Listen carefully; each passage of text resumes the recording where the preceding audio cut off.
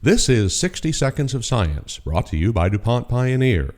In 2016, farmers grew the largest soybean crop in history, but there were yield-robbing diseases and pests that reduced the crop from 5 to 15%. In years of tight margins, that could be the difference between profit and loss. 3 problems are most likely to impact soybean production in order of their damage: soybean cyst nematodes, sudden death syndrome, and Phytophthora root rot.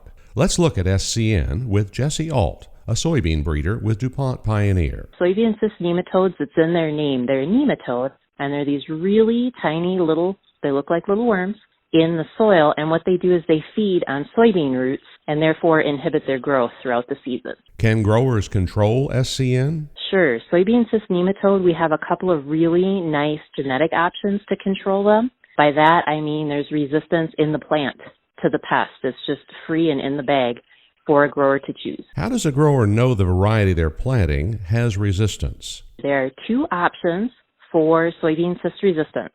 All varieties are labeled with them, and so you either have to look for something that has PI 88788, which will give resistance to race 3. That is the most common type of cyst resistance available in the countryside. Another option is Peking cyst resistance, and that's genetic resistance to a wider range of nematode races than just race 3. Jessi, how do you think farmers are really doing on handling soybean cyst nematodes? It's been a proven problem for 20-some years now, and growers have managed it effectively through genetics and variety selection.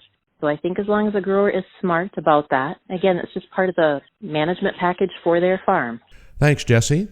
Take soil tests to determine SCN populations, use a seed treatment, and select for resistance. Check out our other podcast this month on Phytophthora root rot and sudden death syndrome. This has been 60 Seconds of Science, brought to you by DuPont Pioneer.